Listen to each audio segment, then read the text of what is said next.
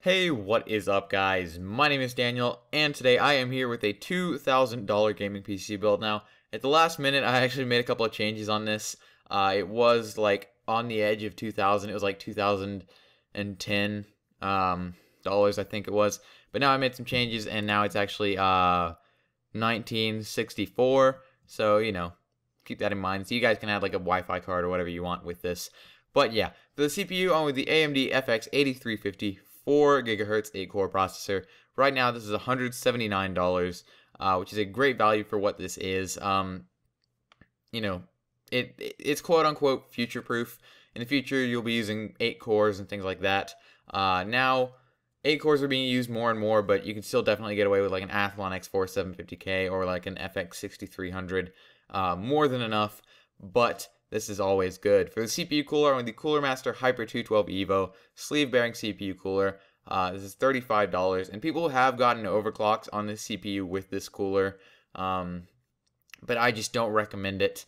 I think you should just let it hit its boost clock. Do whatever you will, maybe just do a little bit of tweaking. Maybe you could do a small overclock if you really want to, but I would just get this cooler just to keep it cool. It's kind of redundant, but yeah. For the motherboard, I'm with the M5, ASUS M5A99X Evo R2.0 ATX AM3 Plus motherboard. Right now, this is $127. Actually, after the mail-in rebate, it's $108, which is pretty awesome for what it is. Again, it's much better than like the M5A97. I don't exactly remember the name of that board, but it's a little bit better than that. It's slightly under the Pro version of the board, obviously, but it is a great price. For the memory, I'm with the G.Skill Ripjaws X series, 8 gigabytes, just 2 sticks of 4 gigabytes, DDR3, 1866 megahertz memory. This is $80 right now and is more than enough for gaming. Well, I say more than enough, but it's right on the edge now. Generally in gaming, I never really go over 7 gigabytes. I think I hover between like 6 and 7 gigabytes generally when gaming, and I play a lot of pretty memory-intensive games. So yeah, for the storage, I'm with the Western Digital Caviar Black 2 terabyte.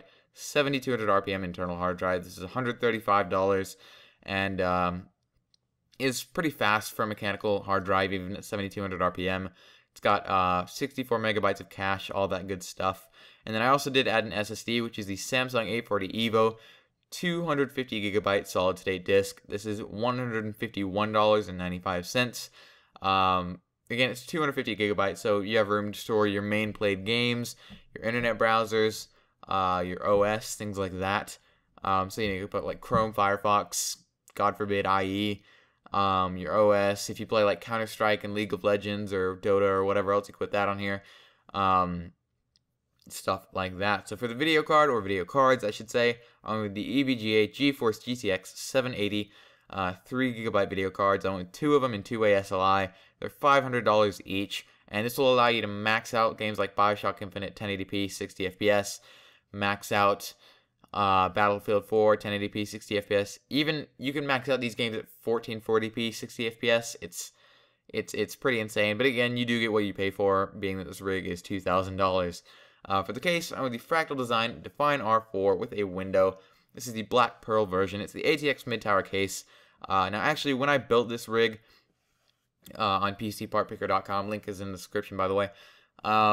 It was like $89 for this case, and since then the mail-in rebates and deals and stuff have gone out, so I would recommend switching this to the NZXT H440 if you have a couple more bucks. I think that's like $130, I may be mistaken, but honestly, in my opinion, that's a much better case than this is, with better airflow and everything. So yeah, for the power supply, on the Corsair AX760 760 watt 80 plus platinum certified fully modular ATX power supply.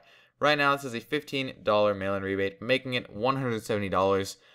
In this build, we're only using 740 watts, so, we're kind of hovering on the edge, so you really don't have room to overclock or add more hard drives or anything.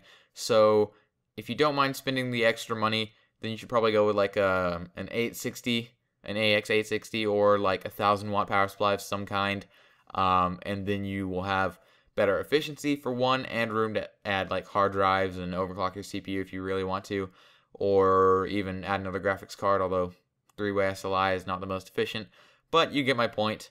So yeah, like this video if you enjoyed, subscribe if you are new here. I post content every other day.